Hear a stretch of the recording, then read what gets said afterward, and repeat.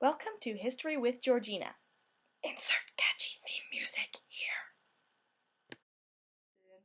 So today for my first video, we're going to talk about one of my favorite kick-ass ladies, Rachel Faucette-Lavien-Hamilton, the mother of our own Mr. Alexander Hamilton, he of the $10 bill. Rachel was born in Nevis. Her parents were John and Mary Faucette. John Faucette was Alexander Hamilton later referred to him as a genteel physician, but the genteel part is a little questionable since physicians in Nevis, which was largely a plantation community, a lot of slavery, a lot of brutality, physicians did a lot of testing slaves to make sure they were healthy, so it was a lot of really inhumane, teeth checking, oh, jump up and down, are you fit? It's kind of horrible. We don't know if John Faucette did that kind of physician work and actual doctor things, Oh, you're sick? I'd better stick leeches on you. Now it's time to bleed you and give you enemas. 'Cause this is how we deal with sickness in 1729. Rachel was one of 7 kids, but only she and her much older sister Anne survived childhood. This was the Caribbean, there were diseases, there was malaria, there was storms and sickness. It was just bad. You did not want to be a kid in Nevis in this time period. After all this hardship, Mary and John actually legally separated, which was pretty rare for the time. After the separation, Mary and Rachel lived a pretty poor life for a couple years until John died, leaving all his land, all his money, all his property to Rachel. Rachel, at 16 years old, was a minor heiress. She wasn't the richest person in Nevis, but she had what they called a snug fortune, which meant that she could live very comfortably. So Mary and Rachel moved to St. Croix, and they built a little estate called the Grange. Now, there they met Johann Michael Levien, who was a Danish merchant peddler and aspiring planter who's like, oh, I dress super fancy, I've got money. He was actually dirt poor and in debt. He was really bad with financial matters. He needed the Faucette money.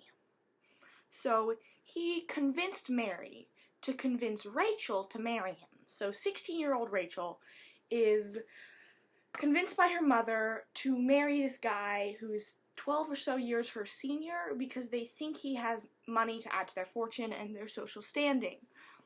Well, they don't really get along, and Johann squanders his wife's money. He makes a lot of bad business decisions. He's also a total jerk.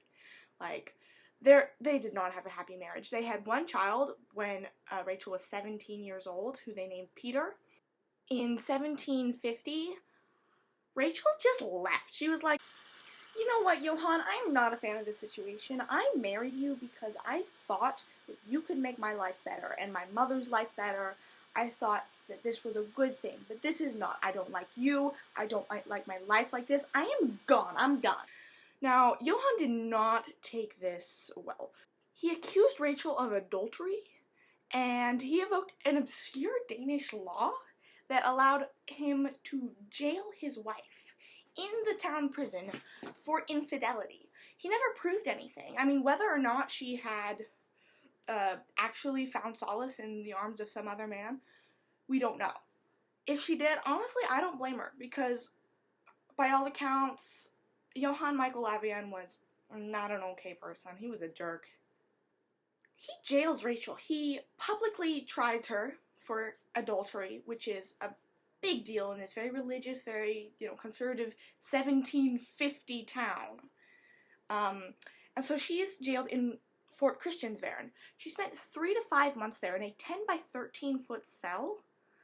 It's dank, it's humid, all she can see is just a little sliver of light from the water. She can hear the sounds of the docks, the slaves being whipped, the prisoners being tortured, and she's fed salted herring, codfish, and boiled cornmeal mush for 5 months. Ugh. Johann is thinking, this will break Rachel. She's gonna be my docile, obedient little wife. She's totally learned her lesson. Well, Rachel's having none of that. These 3 to 5 months in prison have, if anything, strengthened her resolve to get away from Johann. She does not return to his house. She lives for a week with her mother. And then they both take off for St. Kitts, and there she meets James Hamilton. He was one of 11 children and the fourth son of a laird in Scotland, which meant that he had all the titles and pretensions of aristocracy, but no money to back it up because he was the fourth son, so he would have no inheritance.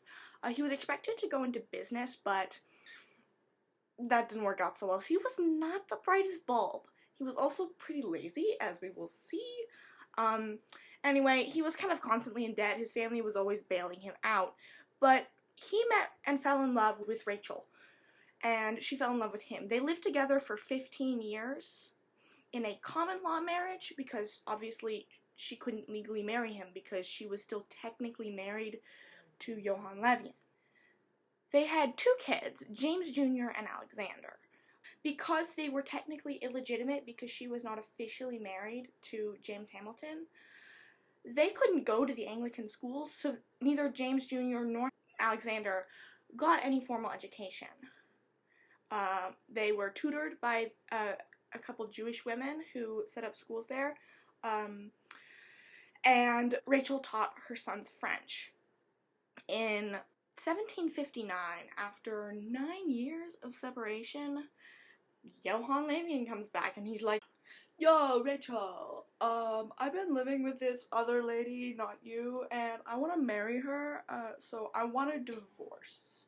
I'm gonna, again, publicly accuse you of immorality, of whoring, cause I don't like you, and I'm gonna make sure that when I die, you aren't gonna get any of my stuff, and I'm also gonna take away all your legal rights to our kid Peter. He's mine now, completely. So yeah, have fun being poor for the rest of your life. Say hi to the whore children. That's literally what he called James Jr. and Alexander, the whore children. The divorce went through, and so Johann was allowed to remarry in the divorce decree, but because this is 1759 and the patriarchy is horrible, especially in 1759, Rachel is forbidden to remarry. So, which basically dooms her children to eternal illegitimacy. Like, James Jr. and Alexander will never be able to be considered legitimate children, and therefore will always be considered less than children from a married couple. Rachel's like, fine, whatever. I don't care anymore. I'm done with you, Johann. You can have the stuff. You can have custody over Peter. Just leave me alone. I don't want to testify in court. I don't want to constantly relive this chapter in my life that I wanted to escape from. I want to just stay with James. I want to raise my kids in peace. Leave me alone. James Hamilton gets a job as a clerk in St. Croix, so they have to go back to the place where everybody knows Rachel as the adulterer, the ex-wife of Lavien. No longer does she have the protection of going by Mrs. Hamilton. Everyone knows her. But she doesn't seem to give a shit. She's like, this is my life. I do what I want. Then James Hamilton abandoned his wife and kids. He just took off. Like, he offered no explanation. Alexander Hamilton later on said that it was because he couldn't financially support his wife and children, and so he felt ashamed by that, and so I guess he thought that they would be better off if he just left. So now Rachel is like, okay, the man I have lived with for the last 15 years just left.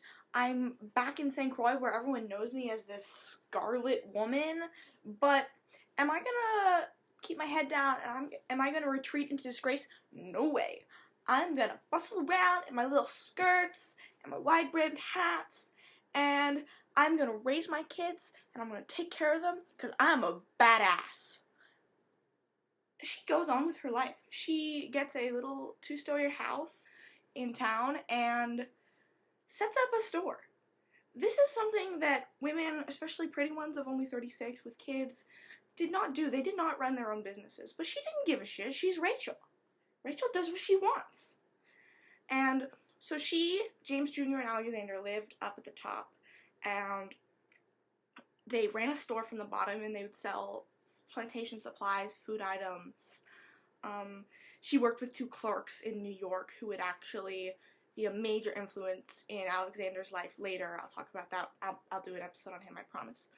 She encouraged her boys to read. She was a very smart woman, and she wanted her boys to also be intelligent and capable. James Jr. was not very bright. He took after his father, so he wasn't too interested in the 34 books they had, which was quite a lot. Rachel invested in books. But her younger son, Alexander, who was very bookish, he took after his mother in a lot of ways, in his quick wits, in his fiery temper, in his love of learning and knowledge, and so he read a lot. And Rachel, even though they were pretty poor, did have some silverware and porcelain dishes and basins that she was very proud of, and which was a remnant of her more higher class upbringing. Unfortunately, in January of 1768, when Rachel was 39 years old, she contracted a raging fever. We don't know exactly what it was, but there were always fevers and epidemics going around in Nevis and in I think it's at this time. It lasted for several weeks. She and Alexander both contracted this illness. Alexander was in the same bed as his mother when she died on February 19th. And due to the fact that she was a divorced woman with 2 illegitimate sons, she was denied burial in the local Anglican church. Throughout her whole life, Rachel Faucette-Lavien-Hamilton was her own woman. She was fiercely independent. She was strong. She was beautiful. She was very intelligent. And she never just sat down and submitted. She never gave in. She was constantly fighting for what she wanted, for what she needed. Her memory is one of strength, of independence, and a time when women had very little power, had very little influence over their own destinies. She took her destiny in her hands. Thanks so much for watching, if you watched this. I hope you have a good day, and hopefully more videos will come soon. Hit that subscribe button for more videos about history.